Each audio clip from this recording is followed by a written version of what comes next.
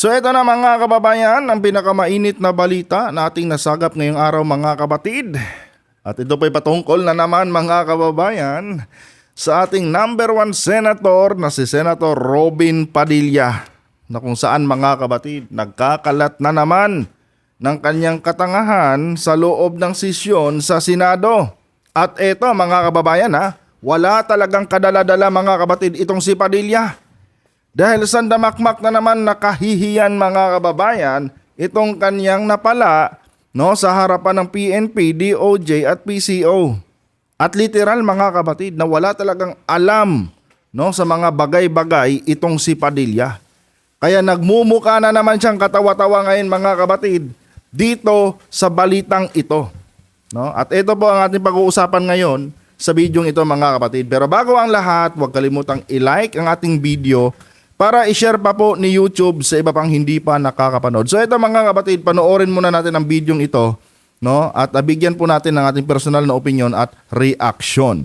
Nanindigan si Senator Robin Padilla na dapat ay agad-agad napapa-take down ang mga mapanirang post sa social media. Naungat yan sa pagdinig para labanan ang fake news. Pero sagot ng ilang ahensya, hindi yan basta-basta magagawa ng gobyerno. Narito ang aking report.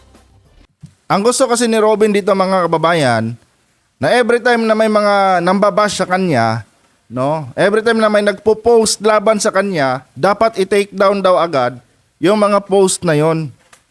Dahil character assassination daw yun mga kapatid para kay Padilla. Character assassination ba? Yung magpahayag tayo mga kapatid ng pagkadismaya sa kanyang ginagawa sa loob ng Senado, na kung saan imbes interest ng taong bayan, yung kanyang ipaglaban, i-interest po mga kapatid ng kanyang mga poon.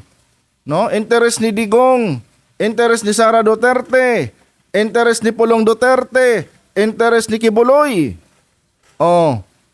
Character assassination ba kaagad yan?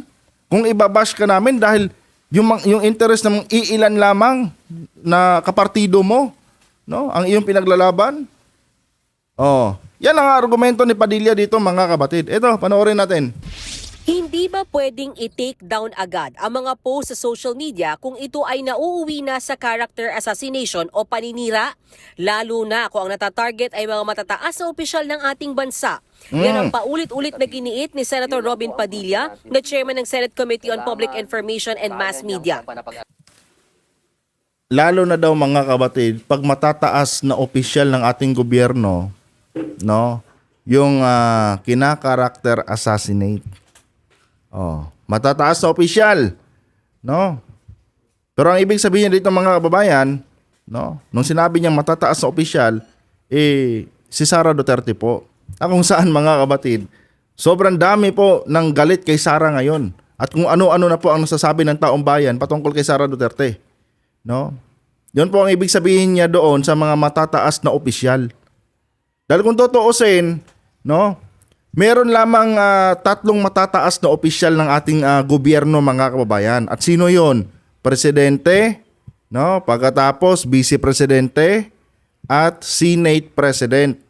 I think pati yata yung pati yata yung House Speaker. Pero mga kababayan, do you think ang argumento ni Padilla ay para sa interes nitong 4 na matataas na opisyal ng ating gobyerno? Siyempre hindi. Para po yan sa interes ni Sara Duterte. Kaya ngayon mga kapatid, gusto niya na every time na may magpo-post laban sa di umano'y matataas na opisyal ng ating gobyerno, dapat daw i-take down. Di ba? Character assassination na ba ngayon?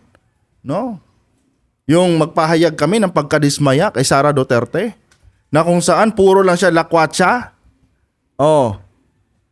Di ba? Character assassination na ba?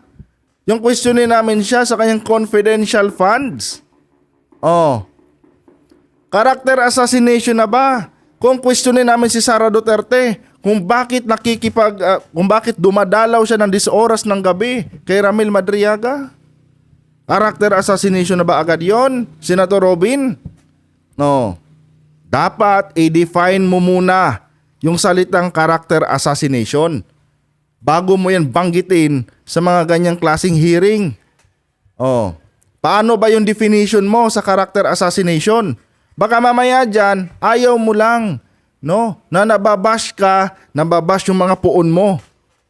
'Di ba? Kasi ang gusto mo lang, no? Yung administrasyon lang ang binabash nyo.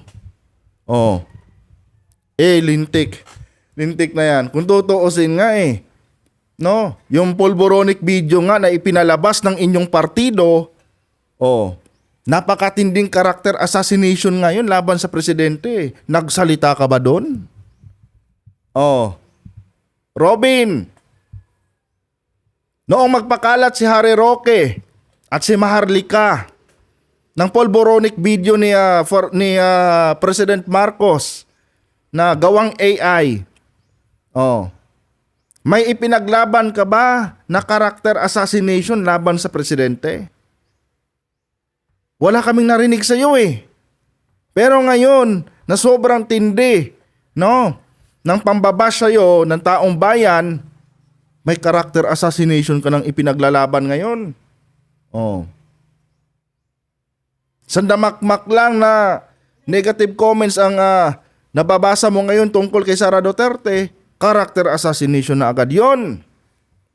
Pero yung noong balahurain, no, ng inyong mga taga-suporta, ang First Family, no, noong pagbantaan ni Sara Duterte, nahuhukayin, no, si Apo Lakay sa kanyang libingan at itapon doon sa dagat ng West Philippine Sea. Wala kang sinabing character assassination doon. 'Di ba, Senator Robin? Tapos ngayon, tumindi lang yung pangbabash sa'yo ng taong bayan. Nagbalat sibuyas ka na kaagad at gusto mo na agad ipa-take down. Diyan pa lang, Padilla, makikita na ng taong bayan na sobrang bias mo. Diyan pa lang. 'Di ba? Yung pangre-red tag, no? Ng mga kasamahan mo, nila Badoy, nila Eric Celis. Yung ginagawan lang pangre-red tag diyan sa kahit sino-sino na lang. Hindi ba literal na character assassination 'yan? Pero may naging kwan ka ba? No? Nagpahayag ka ba ng iyong simpatya, no? Doon sa kinaracter assassinate ng mga kaalyado mo? Wala, di ba? Senator Robin? Wala kang ganun Pabor kasi sa mga kapartido mo. Pabor kasi sa mga puon mo. Pero pag yung mga puon mo na ang binibira, no? At pinagsasabihan ng kung ano-ano, character assassination agad yung depensa mo. Diyos ko, mga kapatid. Wala talagang utak, mga kababayan, itong si Robin Padilla. Sa gitna yan ang pagdinig ng Senado sa mga panukala para labanan ang fake news at mga troll farm. Labanan ang fake news at mga troll farm. Literal talaga na bobo itong si Padilla. Unang-una, sino ba ang number 1 na nagpapakalat ng fake news ngayon sa social media? Hindi ba mga alipores nyo? Hindi ba mga vloggers nyo? Ikaw nga nabiktima ka nga ng fake news na pinapakalat ng mga DDS Biruin mo, nagdala ka dyan ng audio, no? Na kung saan boses ni tawag dito, ni Badoy, no? Yung naririnig. At yung mga binabanggit na vloggers ay mga DDS vlogger. Pero anong ginawa mo? Kay Yusek Claire Castro mo ano ba yan? Bubulol ako. Kay Yusek Claire Castro mo, no, binabato yung nasabing audio. Kahit napaka-obvious na boses ni Badoy yun. At yung mga binabanggit na vlogger doon ay mga DDS vlogger. Di ba, mga kapatid? Diyos ko po. Nagdudunong-dunungan na naman, mga kababayan. Itong ating pambansang senator at number 1 senator, mga kapatid, na walang alam. Character assassination pa more. Eh, yung character assassination po kaya. Katulad po ng pinagdadaanan na matagal pong mga past few weeks ka, talagang si SP po talaga ang kinaracter assassination. Yung Oh. Kinamit pa niya, sinight pa niya as example si Senate President Soto dito, ha. Eh kung tutuusin mga kapatid, para naman sa pansarili niyang kwanto pansariling interest itong kanyang pagtatanong dito eh. Kanya nga lang, nahihiya lang siya na i-cite as example yung kanyang sarili. Bakit ka mo? Siyempre mga kababayan, magiging katawa-tawa talaga siya. No? Dahil halos lahat ng mga Pilipino, mga kapatid, no, nakikita po nila kung gaano ka walang utak itong si Padilla. Saka ito lang mga kapatid, ha. Sinight niya as example si Senator Tito Soto, si Senate President Soto. No?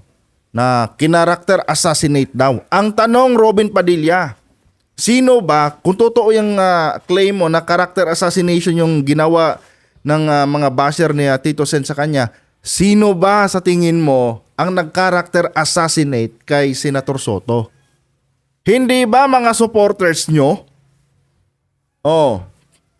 Hindi ba mga DDS din ang nag-character assassinate kay Tito Sen? Oh. Alangan naman yung mga pro-administration. Hindi ba? Alangan naman yung mga dilawan at kakamping. Oh. Sino ba ngayon ang gigil na gigil, no? Dito kay Senator Tito Soto at gustong matanggal sa pwesto si Senator Tito Soto. Hindi ba? Yung mga alipores yung mga DDS? Oh, dahil nababahala kayong lahat dyan na baka ituloy ni Tito Sen yung impeachment laban kay Sara? Sinight mo pa talaga as example si Senate President Soto na kung tutuusin yung mga sinasabi mong character assassination laban kay Senate President Soto, kagagawan yun ng mga supporters nyo. Robin. Oh. Literal mga kapatid, no, nagamunggo ang kukote ni Padilla. Kung ano lang yung pumapasok sa kanyang napakaliit at gamunggo na utak, yun lang ang kanyang pinapanindigan. O tulad dito, sinight niya as example si Soto. Pero yung mga gumagawa ng fake news laban kay Tito Sen ngayon, mga DDS mga kababayan. Pucha, anong klaseng utak yan? number 3 po sa posisyon sa ating bayan yun. Una, Presidente, Vice President, susunod ng Senator. Ba yun, sir, kasama doon sa security threat? Kung concern ka pala, no, kay Senator Tito Soto, bakit hindi ka gumawa ng video sa platform mo? Manawagan ka sa mga kababayan mo mga DDS. O mga kababayan natin DDS. No? Huwag nyo na pong gawan ng fake news. No? Itong si Senator Soto. Dahil pangatlo yan sa pinakamataas na opisyal ng ating bansa. Hindi ba? E di mas napabilis na solve yung character assassination laban kay Tito Sen. Oh. Kasi nga mga supporters nyo lang naman. No? Ang nagka-character assassinate diyan kay Tito Sen. Alangan naman yung mga BBM supporters. No? Alangan naman yung mga kakamping, yung mga dilawan. Oh. Kayo lang naman, no? Ang galit na galit diyan kay Tito Sen, yung mga supporters nyo lang naman. Oh, yung mga kakamping, yung mga dilawan, yung mga BBM supporters, gustong-gusto nila si Tito Sen. Dahil gustong-gusto nila na matuloy ang impeachment laban kay Sara. 'Di ba? Oh, do you think ika-character assassinate nila si Tito Sen? Oh. Common sense na lang, Robin. Ang nagka-character assassinate kay Senator Tito Soto, mga DDS, mga Duterte supporters. Halata talagang walang utak, mga kapatid. Ng Senator ba yun, sir, kasama doon sa security threat? Pero paliwanag ng PNP, ang agaran lang daw na napapabura sa social media platforms gaya ng Facebook ay mga content na may kinalaman sa terorismo, national security at mga abuso sa mga babae at kabataan. Pero Oh. Nasupalpal ka. No?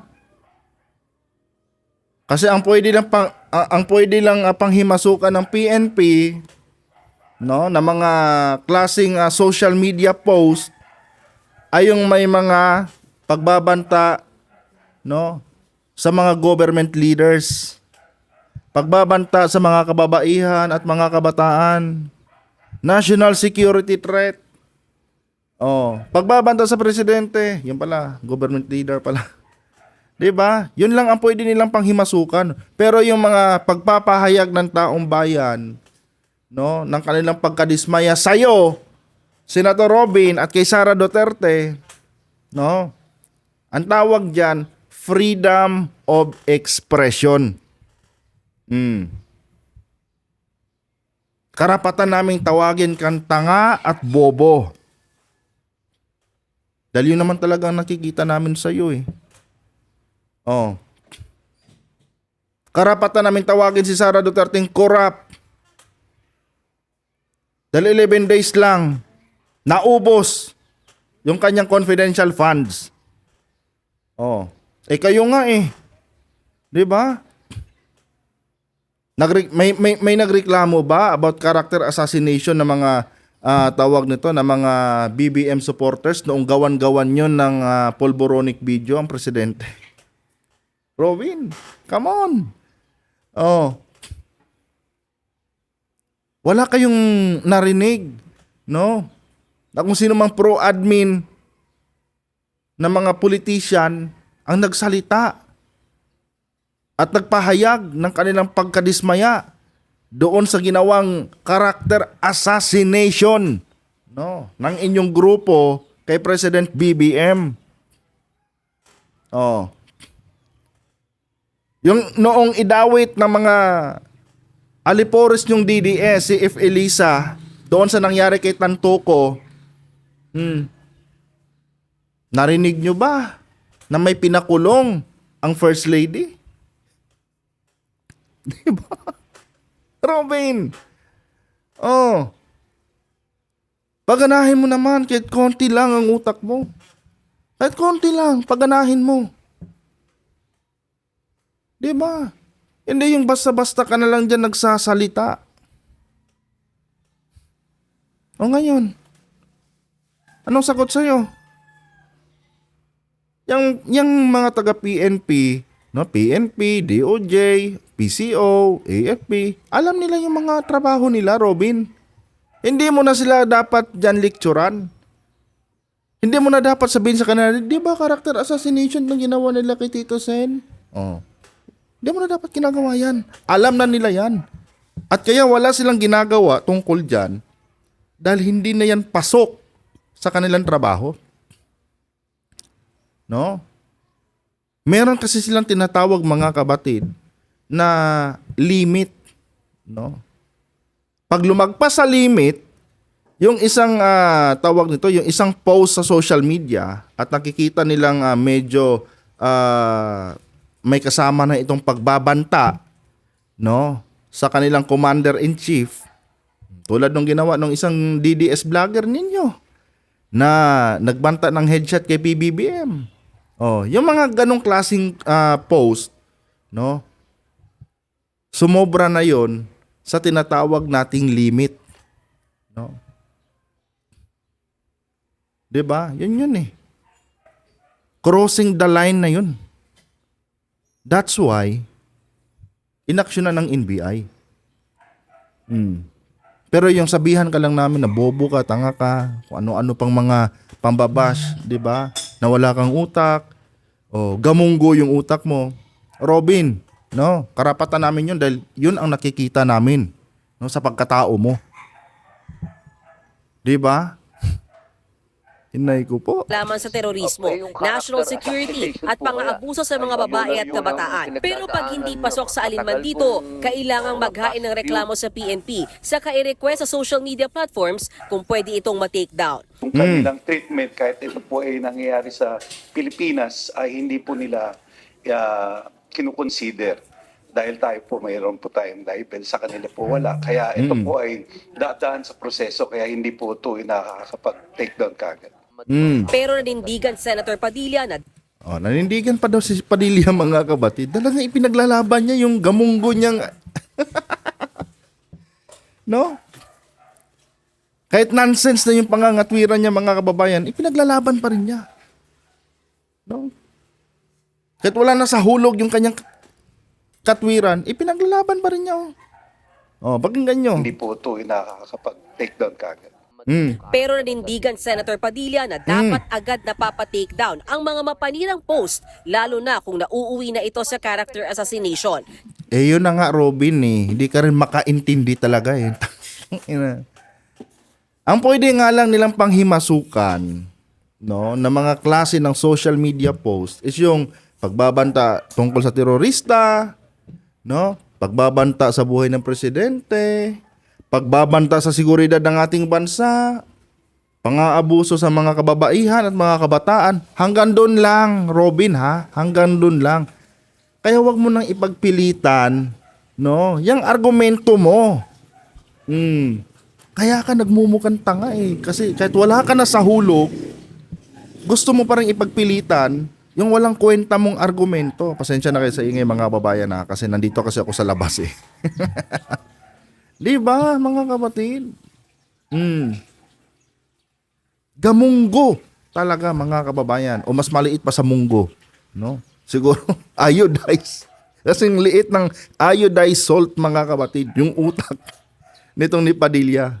Diyos ko po. Sagot naman ng Department of Justice, wala silang otoridad na panghimasukan ang community standards ng mga social media platform. Yung nasa law po kasi natin sa sa Cybercrime Prevention Act, technically yung legal, Wala. may jurisdiction po tayo. Pero Meron, oo. wala lang po tayong mekanismo para ipasunod sila dun sa mga orders ng mga law enforcement authorities.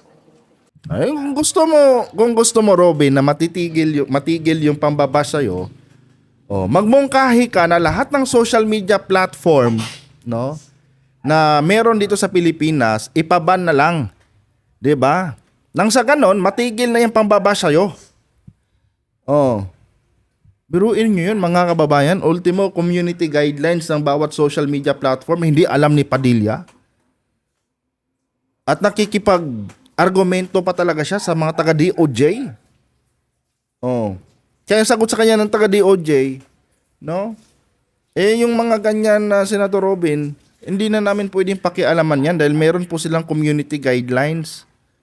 Ngayon, pag lumabag sila sa community guidelines ng isang social media platform, doon lang pwede ma-take down yung kanilang mga post. Pero kami, hindi na kami pwedeng manghimasok diyan. Biruin nyo yan mga kababayan kung gaano kawalang alam itong si Padilla. Ultimo, community guidelines mga kapatid ng mga social media platform. Hindi niya alam. Kasi kung alam niya, hindi na dapat siya nagtatanong sa DOJ. Kung tutuusin mga kapatid, insulto to kay Padilla. Hindi ba? Tingnan niyo ito isang lalaki na to. Ito. Napatingin na lang talaga siya kay Padilla eh. Siguro sabi nito, senador ba talaga to? May alam ba talaga tong senador na to?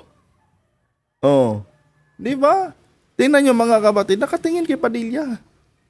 Dahil siya mismo napapatanong na rin siguro, ano? Wala ba talagang alam tong taong to? Ultimo community guidelines, hindi mo alam. Na bawat platform meron yan. Di ba? Ito lang para sa kaalaman ng ating mga kababayan. Ang bawat social media platform kasi, meron yan silang mga tinatawag na community guidelines. Kahit kami dito sa YouTube meron. Na kung saan mga kabatid, pag nilabag mo yung community guidelines nila, no, diyan ka po mapaparusahan. No? Tulad dito sa amin, sa YouTube. Pag halimbawa, nag-post kami ng against, yung, alam mo yun, yung mga medyo hindi na kaaya-aya na klaseng post, yung nag-i-involve na ng mga animal cruelty, tapos walang tawag disclaimer, no? Basta-basta lang nag-a-upload ka dyan ng mga naggugurguran. Yung mga ganyang klaseng post, bawal yan sa YouTube. Ngayon, pag nilabag namin yan, no, may chance na yung channel namin mati-take down. No? Dahil against yan sa kanilang community guidelines. Ngayon mga kapatid, itong mga ginagawa nating pangbabash, no, pag-criticize sa mga pulpul na mga politiko tulad kay Padilla, pasok po to mga kababayan sa community guidelines ng YouTube. Ibig sabihin, yung pagpapahayag ng sariling saloobin, no, ng isang tawag nito, ng isang account sa isang social media platform tulad nitong YouTube, no, yung pagpapahayag namin ng aming pagkadismaya sa mga politikong katulad kay Padilla, no, ay tinotolerate yan ng YouTube dahil sa freedom of expression. Tinotolerate ng YouTube yan. Pati ng Facebook. Oh. Pero yung gagawa ka na ng isang AI video na wala namang basihan, walang katotohanan, walang ebidensya, tapos pinakalat mo sa social media tulad nung ginawa nila kay PBBM na pulboronic video. Oh, subukan nyo mag-upload ng ganon. Ite-take down kayo ng YouTube. No? Unless na ang gumamit ng video na yon ay yung mga tulad dito, mga media na kung saan may tamang konteksto. Oh, pero pag normal ka lang na kwan ngayon, i-re-upload mo uli 'yon, 'di ba? I-take down ka ng YouTube. Dahil against 'yon, no, sa community guidelines ng YouTube.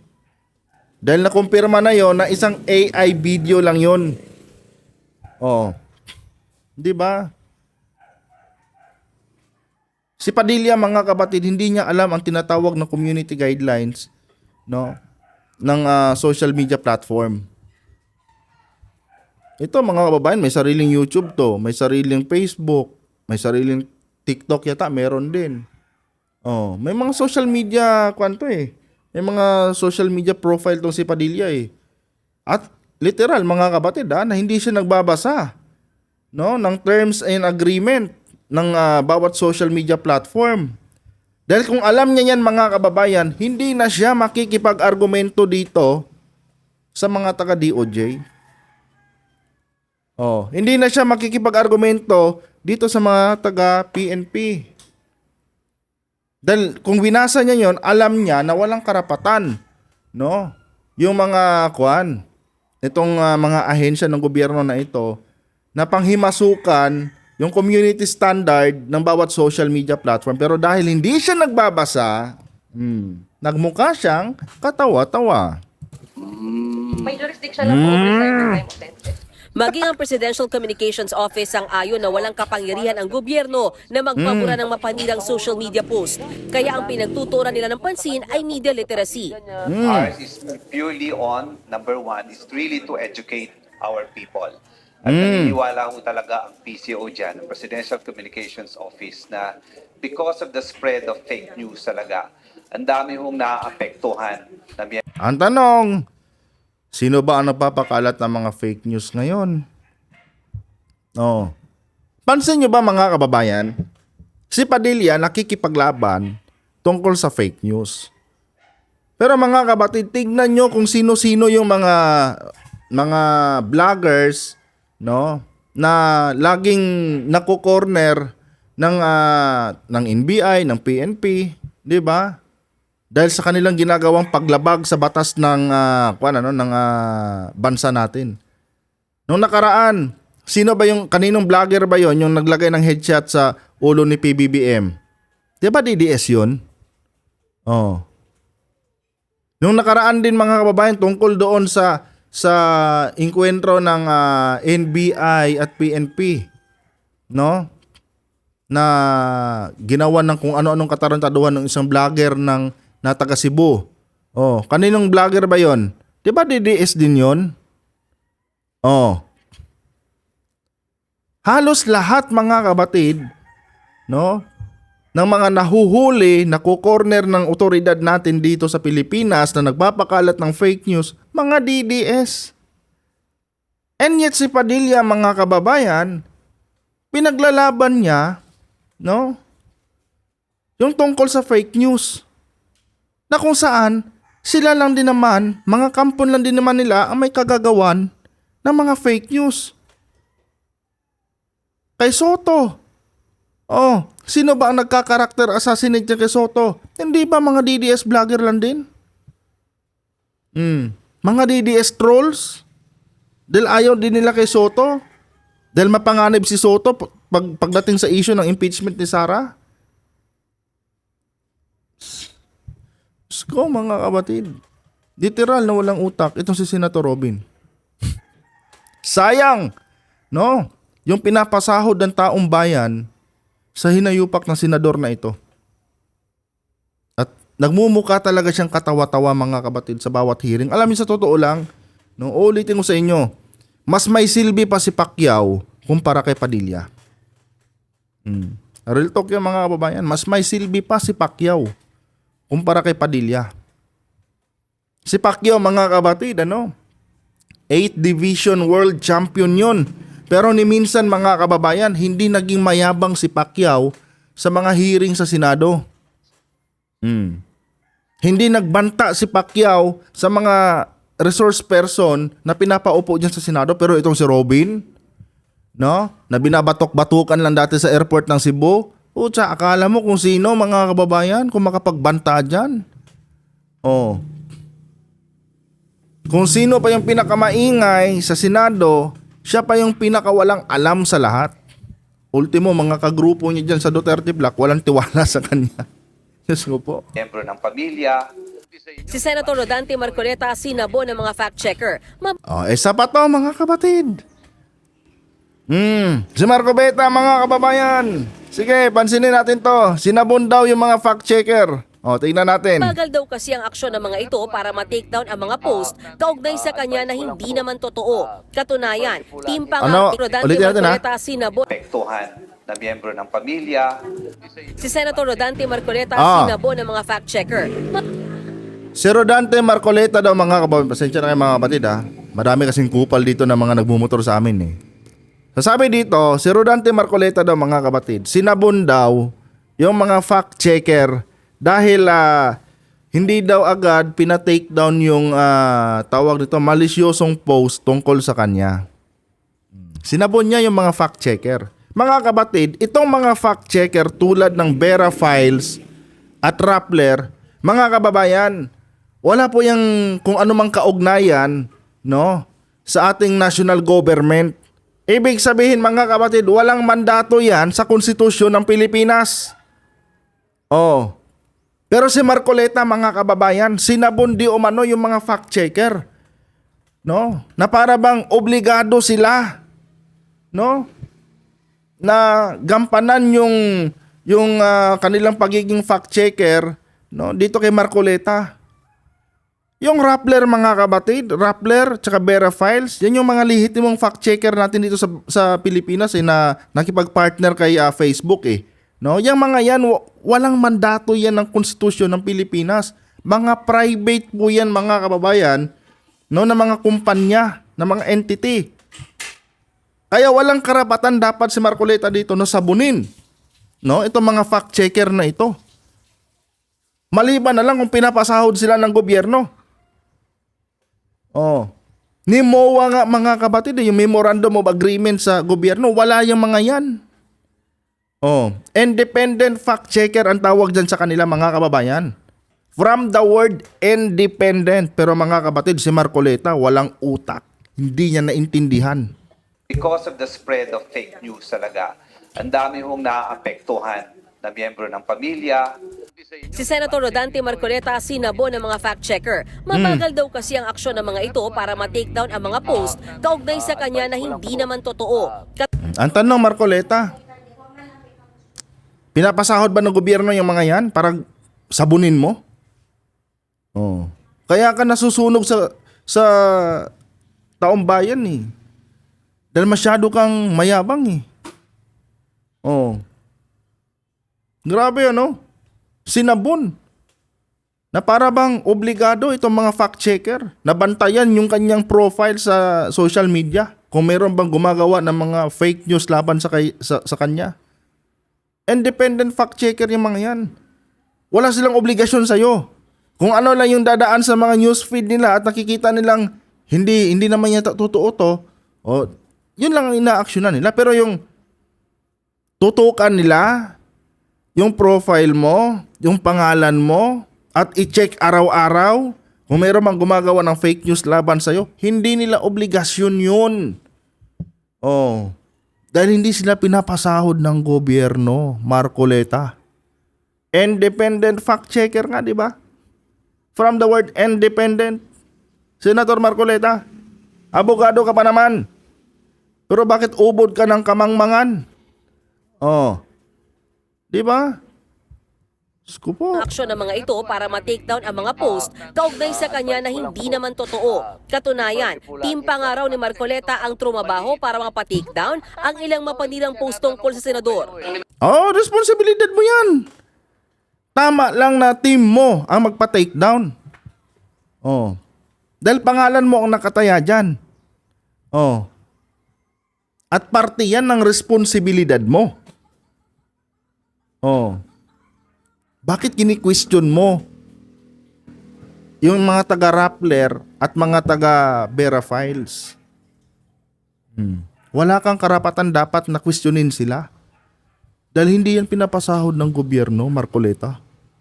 Sa pagkakaalam ko lang hindi po pinapasahod ng gobyerno yan, mga kapatid. Kaya nga tinawag ng mga independent fact-checker yung mga yan eh. Diyos ko po. Na naman po ang gagawa ng paraan para lang ma-take down ito. Yung po dalawa kasi na-take down na namin. Pero kami-kami lang po ang gumawa.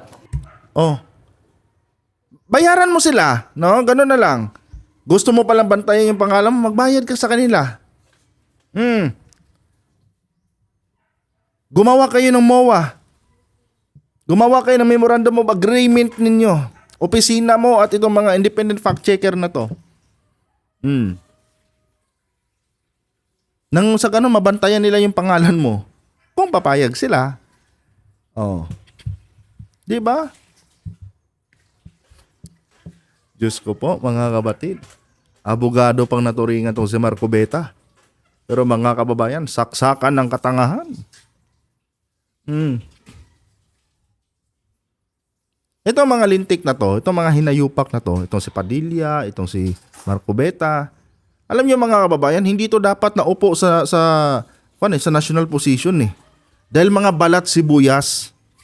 Dapat itong si Marcoleta, bumalik na lang ito sa pagiging ministro niya sa INC. Bakit kasi pumasok-pasok ka pa sa politika? 'Di ba? Tapos balat sibuyas kang hinayupa ka. And do you think, mga kabatid, may paki ang Rappler dito kay Marcoleta? No? Si Marcoleta, mga kababayan, is well known na kaalyado ng mga Duterte. At ang Rappler, no, kinastigo yan noon ng Duterte administration. Do you think may pake ang Rappler, mga kababayan, sa mga kaalyado ni Tatay Digong nyo? Wala. Wala, mga kabatid. Kaya walang karapatan si Marcoleta na kastiguhin niya itong Rappler at taga Vera Files. Pero inyo, nagagalit siya, mga kababayan. Grabing katangahan to. Ang ilang mapanilang post tungkol sa senador. Ang ina naman po ang gagawa ng paraan para lang ma-take down ito. Yung po dalawa kasi na-take down na namin. Pero kami-kami lang po ang gumawa. Di po ba kawawa naman kami? Alitin natin. Down na namin. Pero kami-kami lang po ang gumawa. Di po ba kawawa naman kami? Paki namin sa'yo. Or paki nila sa'yo, Marcoleta. Oo. Hindi sila naaawa sa'yo eh. Ako nga, hindi nga ako naaawa sa'yo eh. Kupal ka na rin eh. Noon, supportado ko to si Marcoleta. No? Pero nung Noong nagpauto siya mga kababayan, no, dito sa kampo nila Duterte, wala na, nawalan ako ng respeto sa hinayupak na to. Biruin nyo, ano. Abogado pero nagpalin lang, no, sa mga Duterte. Ibig sabihin, hindi siya matalino. Kawawa daw siya, oh. Diyos ko po. As if naman may paki sa'yo, yung mga taga-Rappler. Marco Beta. Ay, nako. Diyos ko, mga kapatid. Maganda yun. Hindi yun talaga dapat gagawin ng bawat tao. Kaya dapat mas marami pa ang katulad ni Senator Marcoleta na siya na mismo ang nagpo-fact check. Sa Oh. Di ba mga kapatid? Nasupalpal si Marcoleta. Oh. Nasupalpal siya mga kababayan ng taga Vera Files. Oh. Imbes na magbigay ng simpatya sa kanya yung mga taga Vera Files mga kapatid. Oh, tingnan nyo anong sagot. Maganda yun. Hindi yun talaga dapat gagawin ng bawat tao. Kaya dapat Ah. mas marami pa ang katulad ni Senator Marcoleta na siya na mismo ang nagpo-fact check. Oh, di ba? Dapat ikaw na mismo ang mag-fact check niyan sa mga post laban sa iyo. Dahil unang-una, no, wala naman silang obligasyon sa iyo, Senator Marcoleta. Oh. Wala silang katungkulan sa iyo. O ngayon, di nasupalpal ka, na back to you ka. Diyos ko po. Sabi naman ng Rappler, hindi trabaho ng fact-checkers ang magbura mismo ng mali o mapanirang post. No, di ba? Well, mga kapatid, totoo naman. Hindi talaga nila trabaho yan. Oh. Alam nyo ang trabaho ng fact-checker mga kababayan, tulad itong Rappler at Vera Files. Ang trabaho ng mga yan, pag meron po silang nakita mga kapatid na fake news or disinformation, sila yung nagsisend ng signal, no, doon sa may-ari ng social media tulad ng Facebook. 'Di ba? Minsan kasi may post ako dati na nung election pa yun mga kapatid no, na about kay Marcos Sr. na kung saan tinake down po ng YouTube, ng Facebook. At nakalagay doon, no, na ayon sa independent fact checker na Rappler, no, itong yung video ko daw na pinost is disinformation. Hindi ang Rappler ang nagte-take down or itong taga Vera Files. Sila lang ang nagsisend ng signal, no, sa social media platform na itong post na ito disinformation to. Dapat nyo itong i-take down. No? At ang nag-i-execute ng pag-take down ay yung social media platform mismo. Oh. And itong Rappler mga kapatid, alam naman natin na isang anti-Marcos to. 'Di ba? Anti-Marcos to. Anti-Duterte din. Oh, kaya wala tayong, ako mismo hindi ako umaasa, no, na pag may pinost na against kay PBBM yung mga yung mga dilawan, no, i-take down, ipapa-take down niya ng Rappler. Wala tayong ganun. Wala akong inaasang ganyan dahil alam ko na makadilawan to sila. Well, karapatan naman nila yon. Tayo tanggap natin yon. Pero itong si Marcoleta mga kababayan, nagagalit na para bang may obligasyon sa kanya yung Rappler at taga Vera Files. O ngayon, sinupalpal siya ng taga Vera Files mga kapatid. Pati Rappler, sinupalpal din si Marcoleta. Halata mga walang alam to mga itong dalawang itlog na to no? Itong si Marcoleta at si Padilla.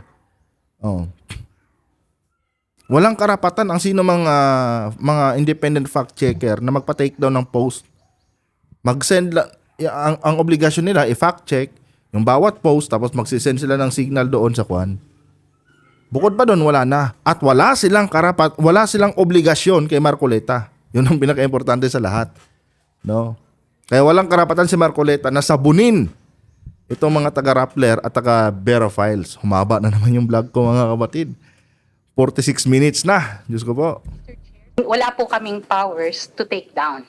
Ang nagte-take down po ay ang Meta, yung may-ari ng platform. Yes. Hindi po yung fact checkers. The only thing that we can do is to rate the content, yung link po doon sa sa social media platform na pag-aari lang ng Meta. Wala po kaming kinalaman sa mga ibang platforms din. Mga kapatid, may So yun na, mga kababayan. Huwag magpahuli. Hanggang dito na lang. Ay nako, walang mapili. No? Abogado o hindi, basta DDS mga kapatid. Wala talaga tayong aasahan. Nakakahiya ng mga hinayupak na to eh. Akala mo kung mga sino eh, no? Tapos, wala sa hulog yung mga argumento. Anyway guys, no, kung nagustuhan nyo po ang ating talakayan ngayon sa bidyong ito, huwag kalimutan na i-like ang ating video para i-share pa po ni YouTube, no, sa iba pang hindi pa nakakapanood. And uulitin ko ulit sa inyo mga kapatid, lahat ng ating sinasabi dito, lahat ng aking sinasabi dito ay hindi po ito sumasalamin sa opinyon ng mga eksperto.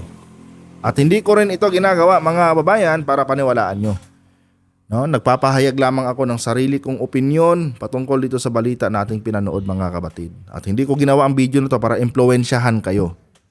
No, kung agree kayo sa sinasabi ko, good. Pag hindi naman, nire-respeto mo natin yung mga opinion ninyo. Hanggang dito na lang. Adios.